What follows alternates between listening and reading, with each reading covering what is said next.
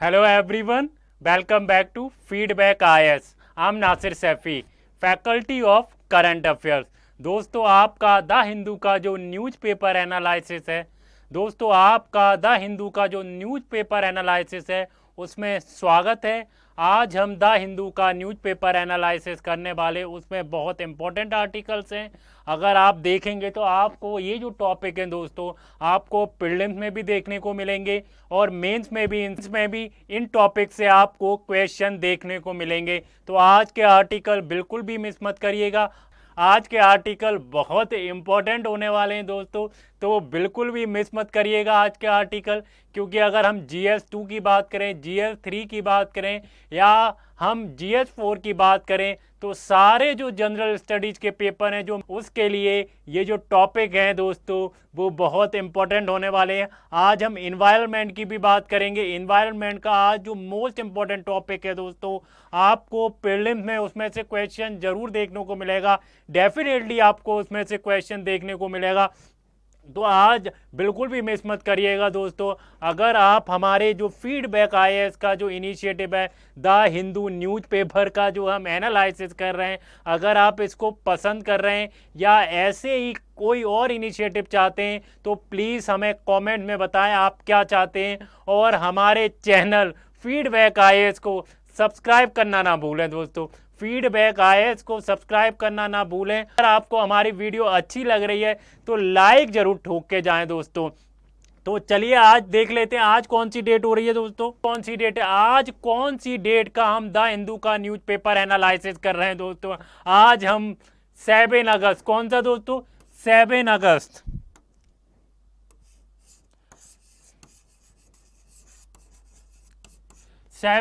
2025 का हम द हिंदू का न्यूज़पेपर एनालिसिस करने जा रहे हैं।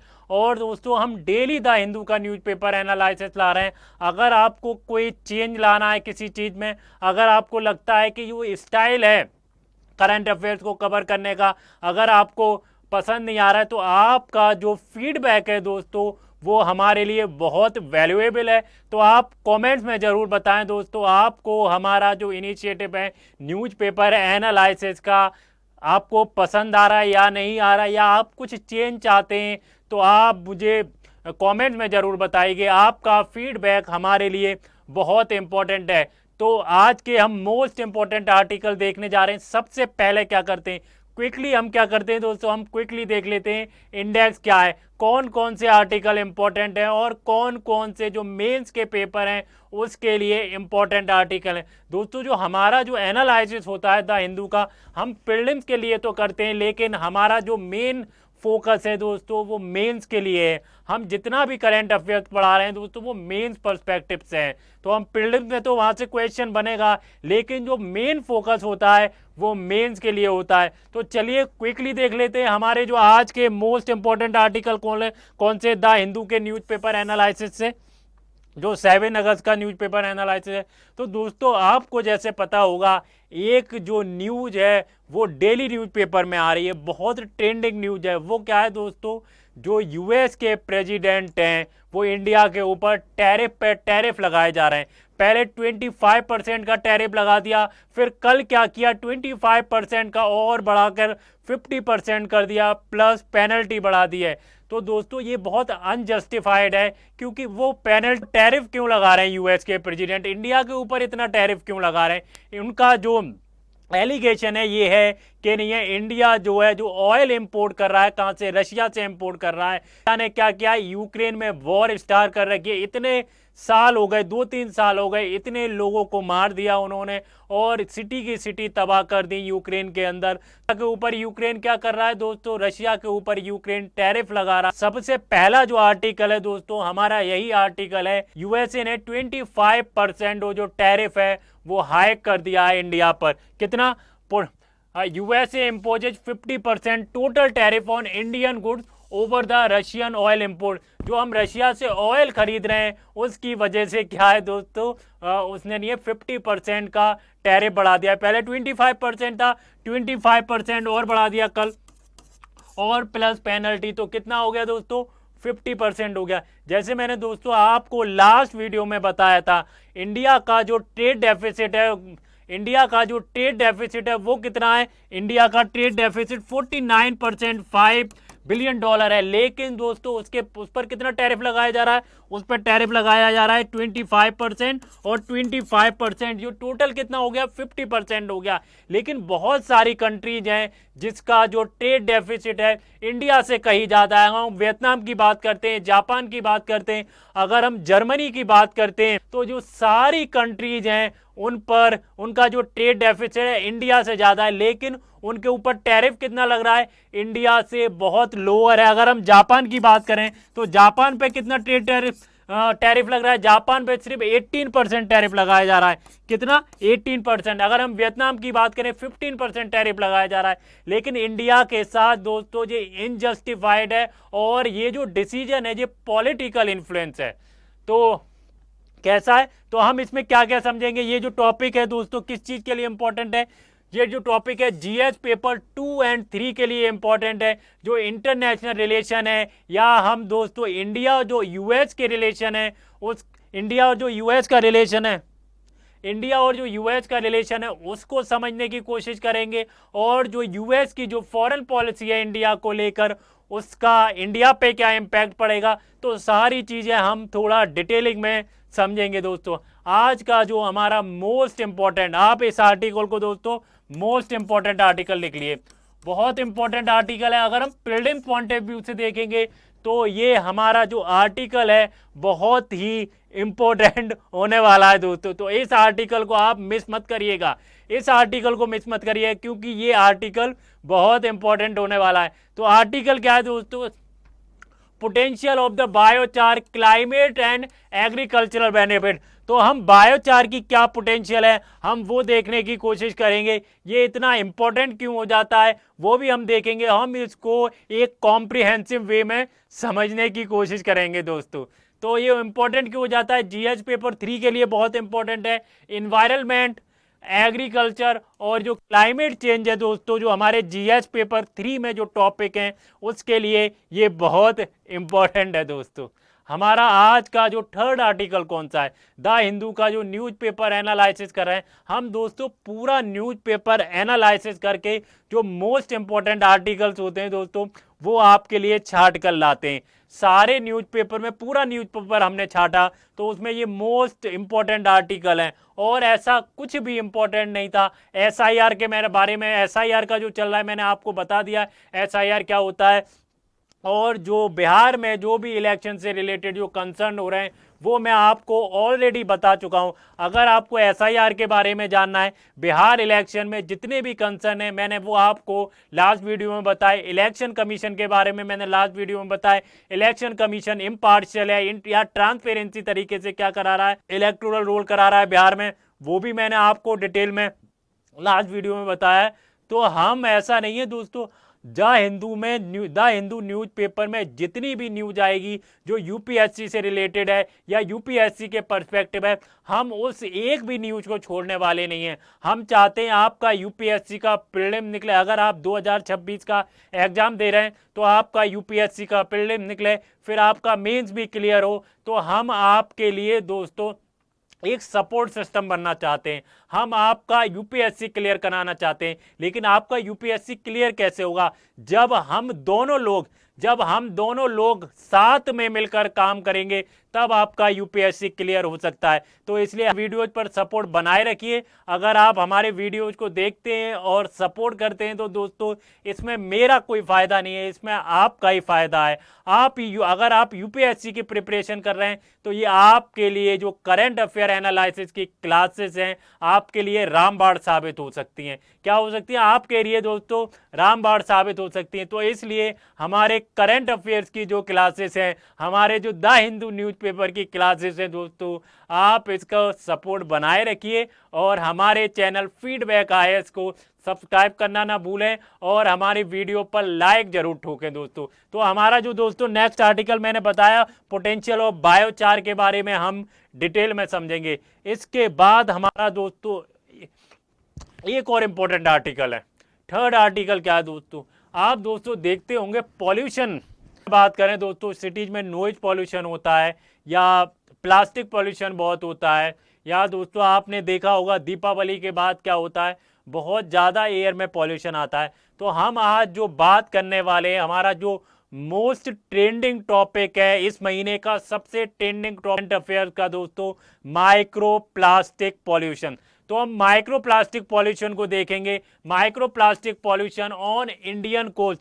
जो इंडियन कोस्ट है दोस्तों, जो इंडियन कोस्ट है उस पर क्या है, माइक्रो प्लास्टिक जो पॉल्यूशन है डे बाय डे राइज हो रहा है, बहुत रैपिडली बढ़ रहा है जो माइक्रो प्लास्टिक पॉल्यूशन है। उसको हम डिटेल में समझेंगे। माइक्रो प्लास्टिक क्या होती है, इसके इम्पैक्ट क्या पड़ेंगे, ये पॉल्यूशन बढ़ क्यों रहा है, इसके रीजन क्या है, हम इसको कैसे रोक सकते हैं, हमारी कौन सी स्कीमें जो चल रही हैं इसको प्रिवेंट करने के लिए, और इंडियन कोस्ट पर आखिर ये बढ़ क्यों रहा है। ये कौन से पेपर के लिए आएगा दोस्तों, जीएस पेपर 3 के लिए, एनवायरनमेंट और जो मरीन इकोसिस्टम है और जो पॉल्यूशन वाला जो टॉपिक है जीएस पेपर 3 में दोस्तों, जो उसके लिए बहुत इंपॉर्टेंट टॉपिक हो जाता है। आज का दोस्तों हमारा लास्ट आर्टिकल, आज का हमारा लास्ट आर्टिकल कौन सा है दोस्तों, आज का जो हमारा लास्ट आर्टिकल है, मोस्ट इंपॉर्टेंट आर्टिकल हम इसको कह सकते हैं। वैसे मोस्ट इंपॉर्टेंट आर्टिकल तो पोटेंशियल ऑफ बायोचार है, पोटेंशियल ऑफ बायोचार है, लेकिन हम इसको मोस्ट इंपॉर्टेंट आर्टिकल नहीं, इंपॉर्टेंट आर्टिकल कह सकते हैं, क्योंकि ये क्या है, हमारा आर्टिकल क्या है, 4th आर्टिकल। अगर हम दोस्तों इकोनॉमी की बात करते हैं या जीएस पेपर 3 की बात करते हैं, आप अक्सर न्यूज़पेपर में देखते होंगे कि आरबीआई ने रेपो रेट को इतना कर दिया, रिवर्स रेपो रेट को इतना कर दिया, बैंक रेट बढ़ा दिया। तो सारी चीजें हम समझने की कोशिश करेंगे। क्या अगस्त का जो मॉनेटरी पॉलिसी कमेटी है उसने क्या रिव्यू किया दोस्तों, MPC policy August 2004 status Q with the subtle shift. तो ये दोस्तों जीएस पेपर 3 के लिए बहुत इंपॉर्टेंट है। इंडियन इकोनॉमी उसमें आता है, मॉनेटरी पॉलिसी आता है, क्या आता है, मॉनेटरी पॉलिसी। चलिए आगे बढ़ते हैं। आज का हमारा जो फर्स्ट आर्टिकल है उसको देखते हैं, हम डिटेलिंग में समझेंगे आज का हमारा फर्स्ट आर्टिकल क्या है दोस्तों। आज का हमारा फर्स्ट आर्टिकल है, जो यूएस के प्रेसिडेंट है उन्होंने क्या किया है दोस्तों, 25% एडिशनल जो टैरिफ है उसको इम्पोज कर दिया है। एक एग्जीक्यूटिव ऑर्डर निकाला है, उसको साइन किया कि 25% और 25% क्या किया है, एडिशनल वो लगा दिया है, क्या 25% टैरिफ लगा दिया। तो आज का जो हमारा आर्टिकल क्या है दोस्तों, US impose 50% total tariff on Indian goods over the Russian oil import. तो मैंने जैसे बताया कि 25% कल उन्होंने एडिशनल जो टैरिफ है वो इम्पोज कर दिया, लेकिन 25% ऑलरेडी इंडिया पर क्या था, टैरिफ लगा था। कब लगाया था दोस्तों, जुलाई 31 को इंडिया के ऊपर 25% लगाया था, लेकिन एडिशनल 25% लगा दिया प्लस पेनल्टीज। तो कितना हो गया, 50% जो है, जो यूएस इंडिया से इंपोर्ट करेगी उस पर लगाया गया है। किस पर लगाया है, इंडिया से इंपोर्ट करेगी। लेकिन उसका रीजन क्या है दोस्तों, what is the reason, India के ऊपर यूएस के जो प्रेसिडेंट हैं डोनाल्ड ट्रंप क्यों इतना टैरिफ पे टैरिफ लगाए जा रहे हैं, इंडिया के ऊपर ही इतना टैरिफ क्यों लगा रहे हैं। अगर हम अदर कंट्री की कंपेयर करें तो इंडिया के ऊपर सबसे ज्यादा टैरिफ लग रहा है। तो उसका सबसे बड़ा रीजन क्या है दोस्तों, सबसे बड़ा रीजन है इंडिया क्या कर रही है, डायरेक्टली हो या इनडायरेक्टली हो, रशिया है उससे ऑयल इंपोर्ट कर रही है। लेकिन यूएस का एलिगेशन है कि यूएस ने रशिया के ऊपर सैंक्शन लगाए हुए हैं over the Ukraine conflict. Ukraine में रशिया ने बहुत सारे लोगों को मार दिया और बहुत सारी सिटीज को बर्बाद कर दिया, फिर भी इंडिया क्या कर रही है, इंडिया वहां से ऑयल इंपोर्ट कर रही है। तो बस इतना ही एलिगेशन है कि इंडिया क्यों खरीद रही है उससे ऑयल, रशिया से ऑयल क्यों खरीद रही है, जबकि उसने यूक्रेन में तबाही मचा दी थी। तो क्या है दोस्तों, comes on the top previous 25% approved by the July 21। रीजन क्या है दोस्तों, इंडिया डायरेक्ट और indirect import oil from the Russia and violating the, violate क्या कर रही है, वायलेट कर रही है spread of the sanction of Russia due to the Ukraine conflict, due to the Ukraine conflict. तो 25% लगा रखा है, 25% पहले था 25%, अभी कर दिया तो कितना हो गया दोस्तों, 50% का टैरिफ लगा दिया है। इंडिया के जो एक्सपोर्ट है उस पर 25% का टैरिफ लगा दिया, तो टोटल 50% हो गया। लेकिन दोस्तों अगर आप देखें बहुत सारी जो कंट्रीज हैं, अगर हम जैसे मैंने आपको शुरू में वीडियो में बताया, अगर हम इंडिया का ट्रेड डेफिसिट की बात करें तो इंडिया का ट्रेड डेफिसिट कितना है, 49.5 बिलियन डॉलर का ट्रेड डेफिसिट है इंडिया का यूएस के साथ। अगर हम और कंट्री की बात करें, अगर हम वियतनाम की बात करें, जापान की बात करें, जर्मनी की बात करें या और अदर कंट्री की बात करें, तो दोस्तों उनका जो ट्रेड डेफिसिट है यूएस के साथ, वो काफ़ी है। 180 बिलियन डॉलर है जर्मनी का तो, और बहुत सारी कंट्रीज का बहुत ज़्यादा ट्रेड डेफिसिट है। अगर हम मैक्सिको की बात करें तो मैक्सिको का ट्रेड डेफिसिट यूएसए के साथ बहुत ज़्यादा है, लेकिन उस पर जो टैरिफ लगाया जा रहा है, अगर हम मैक्सिको की बात करते हैं तो दोस्तों मैक्सिको पर टैरिफ कितना लगाया जा रहा है? 18%, या मैं गलत हूं तो 15% का टैरिफ लगाया जा रहा है। बहुत कम टैरिफ लगाया जा रहा है। अगर हम जापान की बात करते हैं, जर्मनी की बात करते हैं, या बहुत सारी कंट्री है दोस्तों, अगर हम चाइना और कनाडा को छोड़ दें तो सारी कंट्रीज पे क्या है, इंडिया से कम टैरिफ लगाया जा रहा है। चाइना पे 30% लगाया जा रहा है, कनाडा पे कितना है, 35% का टैरिफ लगाया जा रहा है।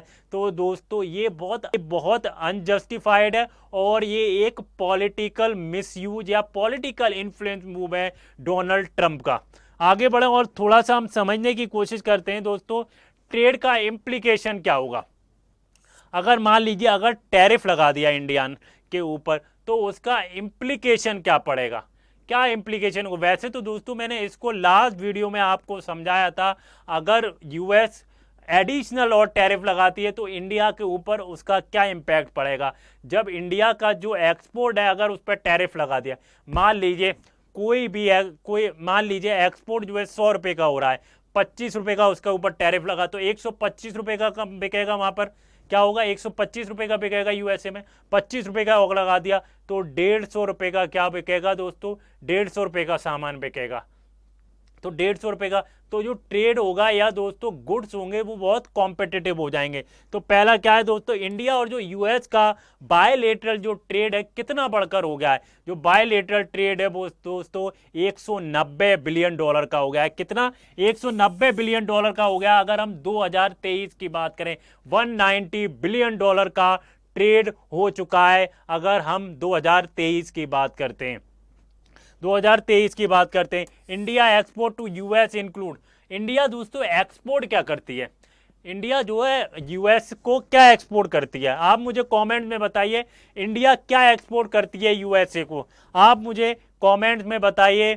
इंडिया एक्सपोर्ट क्या करती है दोस्त, फार्मास्यूटिकल हो गया, टेक्सटाइल हो गया, स्टील हो गया, इंजीनियरिंग गुड्स हो गए, तो ये एक्सपोर्ट किए जाते हैं कहाँ, यूएसए में। यूएसए में जो इंडियन गुड्स हैं, और इससे इंपैक्ट क्या पड़ेगा दोस्तों, टैरिफ हाइक से क्या इंपैक्ट पड़ेगा, जो इंडिया का जो ट्रेड है वो और कॉम्पिटिटिवनेस होगा। पॉलिटिकल डायमेंशन क्या है, आप मुझे कमेंट्स में बताइए दोस्तों। इंडिया जो है रशिया से ऑयल इंपोर्ट कर क्यों रही है, उसका रीजन क्या है, इंडिया क्यों इंपोर्ट कर रही है ऑयल रशिया से। तो उसका सबसे बड़ा रीजन जो है, जो इंडिया रशिया से ऑयल इंपोर्ट कर रही है वो कैसा है दोस्तों, वो बहुत अफोर्डेबल है।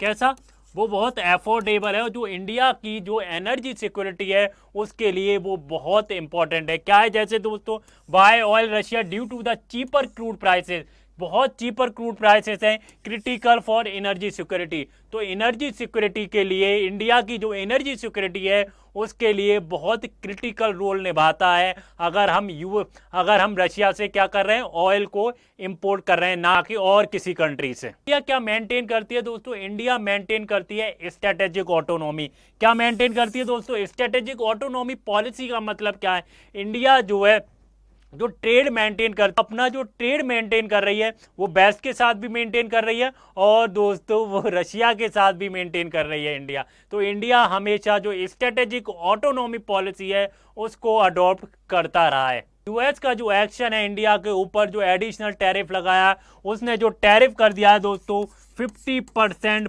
Plus penalty.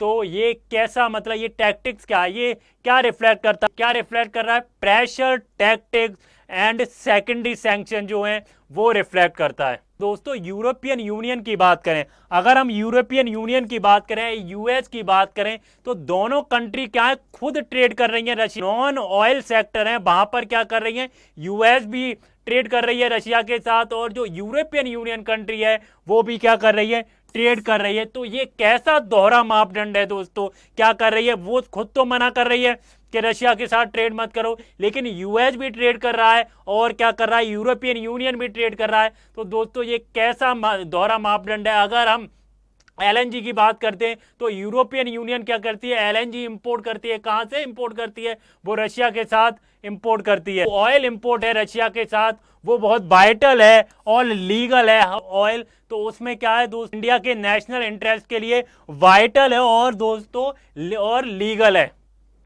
अगर हम दोस्तों यूएस जो टैरिफ लगा रहा है, जो यूएस ने जो टैरिफ लगाया है इंडिया के ऊपर, जो टैरिफ लगाया है यूएसए ने, वो कैसा है दोस्तों, वो डिस्क्रिमिनेटरी और डबल स्टैंडर्ड है।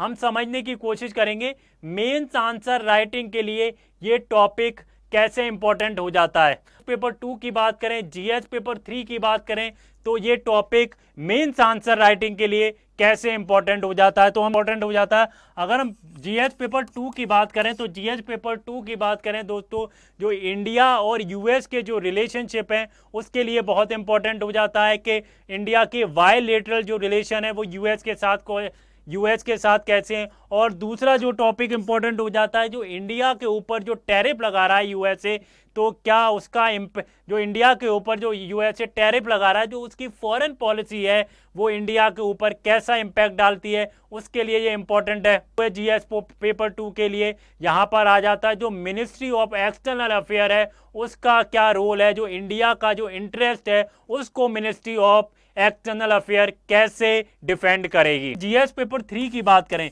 जीएस पेपर 3 के लिए मेंस आंसर राइटिंग के लिए कैसे इंपॉर्टेंट हो जाता है दोस्तों, कैसे इंपॉर्टेंट हो जाता है। अगर हम ट्रेड वॉर्स की बात करें या प्रोटेक्शनिज्म की बात करें, तो ये जो टॉपिक है बहुत इंपॉर्टेंट है यूपीएससी के जो जनरल स्टडीज का पेपर 3 है उसके लिए। हम एनर्जी सिक्योरिटी की बात करें, जैसे रशिया से जो ऑयल इंपोर्ट कर रहा है इंडिया, जो अपनी एनर्जी सिक्योरिटी है उसको, एनर्जी सिक्योरिटी है उसके लिए बहुत वाइटल है और नेशनल इंटरेस्ट के लिए बहुत इंपॉर्टेंट है। सप्लाई चेन जो शिफ्ट हो रही है उसके लिए ये जीएस पेपर 3 के लिए बहुत इंपॉर्टेंट टॉपिक है। आगे बढ़ते हैं नेक्स्ट आर्टिकल की तरफ। हमारा नेक्स्ट आर्टिकल क्या है दोस्तों, नेक्स्ट आर्टिकल है हमारा नेक्स्ट आर्टिकल क्या है दोस्तों, हमारा नेक्स्ट आर्टिकल है what is the potential of the biochar. तो हम पोटेंशियल देखेंगे, बायोचार की पोटेंशियल क्या है, लेकिन सबसे पहले हम ये समझने की कोशिश करते हैं दोस्तों बायोचार होता क्या है। व्हाट इज बायोचार, आप कमेंट में बताइए व्हाट इज बायोचार। बायोचार क्या होता है दोस्तों, एग्रीकल्चर रेसिड्यू हो या जो ऑर्गेनिक म्युनिसिपल वेस्ट होते हैं उनको क्या किया जाता है दोस्तों, उनको लो ऑक्सीजन में क्या किया जाता है, बर्न किया जाता है थ्रू पायरोलाइसिस। किसके थ्रू, एक जो पायरोलाइसिस, उसमें क्या होता है दोस्तों, लो ऑक्सीजन में क्या किया जाता है, इनको बर्न किया जाता है। एग्रीकल्चर रेसिड्यू हुए या म्युनिसिपल वेस्ट हुए, तो ये कैसा होता है दोस्तों, एक चारकोल की तरह होता है, एक carbon rich form of charcoal की तरह होता है, है उसके थ्रू बनाया जाता है। लो ऑक्सीजन इन्वायरमेंट में क्या होती है, लो ऑक्सीजन होती है, तब क्या बनता है, वो बनता है एग्रीकल्चर रेसिड्यू और जो म्युनिसिपल वेस्ट हैं उनको जलाकर ये बनाया जाता है। इसका नेचर कैसा होता है, कैसा नेचर होता है इसका दोस्तों, इसका नेचर होता है ये स्टेबल होता है, पोरस होता है और लॉन्ग लास्टिंग होता है। और ये कैसे काम करता है दोस्तों, ये कार्बन सिंक और जो सॉइल की जो क्वालिटी है उसको इम्प्रूव करता है। क्या है शायद दोस्तों, एक इसका क्या यूज है, सॉइल की क्वालिटी को इंप्रूव करेगा। दूसरा जो कार्बन होता है, कार्बन को ट्रैप करने में कार्बन को ट्रैप करता है, जिससे क्या होता है क्लाइमेट चेंज से लड़ने में बहुत बड़ा रोल निभाता है। और तीसरा क्या है दोस्तों, तीसरा जो सबसे बड़ा रीजन है, जो वेस्ट होता है उसको क्या करता है, रिड्यूस करता है। आगे बढ़े और समझने की कोशिश करते हैं बायोचार पोटेंशियल डाटाबेस देखते हैं दोस्तों। अगर हम रिसोर्स देखें और इंडिया एनुअल जनरेशन देखें, अगर हम एग्रीकल्चर रिड्यूस देखें तो कितना एग्रीकल्चर रेसिड्यू जनरेट होता है दोस्तों, एग्रीकल्चर रेसिड्यू कितना जनरेट हो रहा है, 600 मिलियन टन। इंडिया में जो एग्रीकल्चर जो रेसिड्यू है वो कितना जनरेट हो रहा है, 600 मिलियन टन। अगर हम दोस्तों म्युनिसिपल सॉलिड वेस्ट की बात करते हैं, जो म्युनिसिपल सॉलिड वेस्ट है वो इंडिया में कितना जनरेट हो रहा है, 60 मिलियन टन जनरेट हो रहा है। कितना, 60 मिलियन टन जनरेट किया जा रहा है। अगर हम 30 से जो 50% है, अगर हम 30 से 50% देखें, वो जो म्युनिसिपल वेस्ट हो गया और एग्रीकल्चर रेसिड्यू हुआ वो किस लिए यूज होता है, produce 1526 million ton of the biochar और remove 0.1 giga ton CO2 equivalent annually. तो 30 से जो 50% किस में यूज किया जाता है, 50 से 26 मिलियन टन जो है बायोचार बनती है उससे, और removal 0.1 giga ton CO2 equivalent annually. तो हम कितनी जो है कितना हम कार्बन का एमिशन कम कर पा रहे हैं दोस्तों, 0.1 गीगा टन। 0.1 गीगा टन जो CO2 का एमिशन है वो हम कम कर पा रहे हैं एनुअली। किसके थ्रू दोस्तों, बायोचार के थ्रू। किसके, बायोचार। बायोचार का रोल क्या है दोस्तों, बायोचार का रोल मैंने जैसे बताया सॉइल की क्वालिटी को इंप्रूव करेगा, कार्बन इमिशन को कम करेगा, जिससे हमें क्लाइमेट चेंज से लड़ने में मदद मिलेगी। और तीसरा दोस्तों क्या है, जो वेस्ट होता है उसको क्या करेगा, वेस्ट को रिड्यूस करेगा। अब हम समझने की कोशिश करेंगे दोस्तों by product of biochar production. By production of the biochar production. तो दोस्तों बाय प्रोडक्ट क्या है, क्वांटिटी कितनी है और यूज किस लिए होता है। अगर हम दोस्तों बायो ऑयल की बात करते हैं, बायो ऑयल क्या करता है, 24 से 40 मिलियन टन जो है क्वांटिटी होती है उसकी, वो रिप्लेस करता है 8% of diesel of kerosene and 20% जो फॉसिल फ्यूल का जो इमिशन होता है उसको कम करता है। आपने दोस्तों न्यूज में बहुत सुना होगा सिन गैस। आप मुझे कमेंट में बताइए सिन गैस क्या होता है। 20 से 30 मिलियन जो टन्स है वो इसकी क्वांटिटी होती है। तो जनरेट द 8 से 13 TBH इलेक्ट्रिसिटी क्या करता है दोस्तों, उत्पन्न करता है। आगे बढ़े। अब सेक्टर वाइज एप्लीकेशन क्या है दोस्तों, जो बायोचार है उसका सेक्टर वाइज एप्लीकेशन क्या है। एग्रीकल्चर की बात कर रहे हैं कि बायोचार एग्रीकल्चर के लिए इंपॉर्टेंट कैसे दोस्तों, मैंने जैसे बताया कि बायोचार क्या करता है, सॉइल की जो फर्टिलिटी है या सॉइल का जो वाटर रिटेंशन है उसको क्या करता है, इंप्रूव करता है। ओवरऑल हम बोलें तो सॉइल की जो क्वालिटी है उसको इंक्रीज करता है, उसको बढ़ाता है। Improve soil water retention and fertility. और जो दोस्तों नाइट्रोजन ऑक्साइड है जो उसका इमिशन होता है, आपने देखा होगा एग्रीकल्चर में क्या होता है, नाइट्रोजन ऑक्साइड N2O का जो है इमिशन बहुत ज्यादा होता है। तो 30 से 50% जो इमिशन है नाइट्रोजन ऑक्साइड का उसको क्या कर देता है दोस्तों, उसको कम कर देता है। N2O is 23x worse than the CO2। तो जो नाइट्रोजन ऑक्साइड है CO2 से 273 टाइम्स ज्यादा डेंजरस है। 273 टाइम ज्यादा क्या है, वर्स है। अगर हम नाइट्रोजन ऑक्साइड की बात करते हैं, हम N2O की बात करते हैं, क्या करेगा दोस्तों, 10 से 25% क्या कर देगा, इंक्रीज कर देगा। Boost crop yield 10 to 25%। 20% क्या है, जो हम बहुत ज्यादा जो फर्टिलाइजर यूज करते हैं, हमारी जो डिपेंडेंसी है दोस्तों वो फर्टिलाइजर के ऊपर है। हम काफी फर्टिलाइजर क्या करते हैं, इंपोर्ट करते हैं। तो ये जो बायोचार है, बायोचार एक बहुत बड़ा रोल निभाएगा, reduce the fertiliser use by 10 to 20%, by 10 to 20%। हम समझने की कोशिश करते हैं कंस्ट्रक्शन में ये कैसे काम आ सकता है। तो एट 2 से 5% बायोचार कंक्रीट मैकेनिकल स्ट्रेंथ बढ़ेगी, इससे हीट रेजिस्टेंट बाय 20% और कैप्चर 150 किलो CO2। आगे बढ़े। अब हम वेस्ट वाटर ट्रीटमेंट की बात करते हैं दोस्तों। Waste water treatment, 1 kilo biochar 200 से 500 लीटर वाटर को क्या कर सकता है, ट्रीट कर सकता है। 1 kilo of biochar can treat 200 से लेके 500 litre of water. Demand potential कितनी है, कितनी डिमांड है बायोचार की, जो डिमांड पोटेंशियल है दोस्तों 2.5 से लेके 6.3 मिलियन टन बायोचार। और दोस्तों जो बायोचार है वो कार्बन को कैसे कैप्चर करता है, हम ये समझने की कोशिश करते हैं। बायोचार है वो क्या करता है, जो इंडस्ट्रियल एमिशन हो रहा है वहां से क्या करता है, जो CO2 होता है उसको क्या करता है, कैप्चर करता है। CO2 को क्या कर लेता है दोस्तों, एब्जॉर्ब कर लेता है। साल से लेके 1000 साल तक। बायोचार अंडर यूटिलाइज क्यों है, आप why biochar is under utilise. तो सबसे बड़ा रीजन क्या है दोस्तों, फीड स्टॉक मार्केट। क्या है दोस्तों, lack of carbon credit recognition. और तीसरा क्या है दोस्तों, तीसरा है वीक MRB। चौथा है low awareness among the farmers and policy makers. Fragmented policies the agriculture, climate and energy. Viable scalable business model. Article की तरफ हमारा नेक्स्ट आर्टिकल क्या है, माइक्रोप्लास्टिक पॉल्यूशन समझने की कोशिश करते हैं। अगला आर्टिकल माइक्रोप्लास्टिक क्या होती है, तो माइक्रोप्लास्टिक समझें दोस्तों। अगला जो हमारा आर्टिकल है microplastic pollution on the Indian coast. तो टाइप क्या है दोस्तों, जो प्राइमरी होते हैं, मान लीजिए manufacturing as a tiny particle और माइक्रोबीड्स इन कॉस्मेटिक। सेकेंडरी की बात करें दोस्तों, result from the break down of the larger plastic item bags and बोतल। इसका साइज कितना होता है, 1 माइक्रोमीटर से 5 मिलीमीटर तक होता है। सोर्स ऑफ एग्जाम्पल क्या है दोस्तों, सिंथेटिक टेक्सटाइल हो गई, प्लास्टिक डेब्रीज हो गई, टायर्स हो गए और फिशिंग नेट्स हो गई। आगे बढ़े, की फाइंडिंग क्या है from the NSSR survey. Best coast, जो बेस्ट कोस्ट है वहां पर कितना है दोस्तों, 9 ट्रांजेक्शन पोरबंदर से कन्याकुमारी तक। ईस्ट कोस्ट पे 25 पुरी और थुतिकोडी। और major sources identify rivers carrying plastic, riverine और AIDG हो गया, abundant lost and discarded fishing gear and nylon net fishing lines.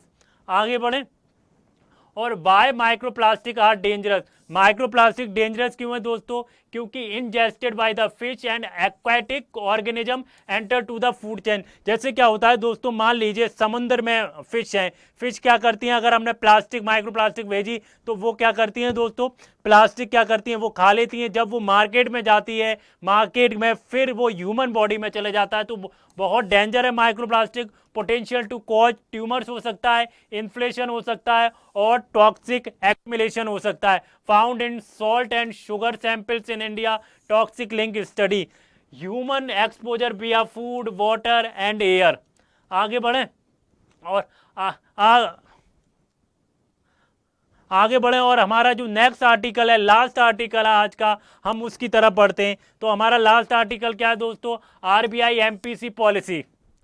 RBI MPC policy अगस्त 2025। तो मॉनेटरी पॉलिसी जो कमेटी है जो RBI के अंदर होती है, रेपो रेट को उन्होंने कोई चेंज नहीं किया है, 5.50% है। Maintained a neutral instance, maintained a neutral instance citing the macroeconomic stability, benign inflation और resilient domestic growth amid the global uncertainty। अब हम की टर्म समझने की कोशिश करते हैं दोस्तों। रेपो रेट अभी कितना है, रेपो रेट है 5.50% अभी रेपो रेट है, rate at which RBI lends to the bank. तो आपको मुझे बताने की जरूरत नहीं है रेपो रेट होता क्या है, आपने इकोनॉमी में पढ़ा होगा रेपो रेट क्या होता है। SDF पढ़ते हैं, SDF जो है दोस्तों 5.25% है। RBI एब्जॉर्ब्स, आपको दिखाई दे रहा है दोस्तों, RBI absorb the access liquidity without collateral. अगर हम MSF की बात करते हैं, मार्जिनल स्टैंडिंग जो फैसिलिटी है वो 5.75% है। Emergency borrowing by the bank from the RBI, bank rate कितना है दोस्तों, 5.75% है। और long term landing rate by RBI।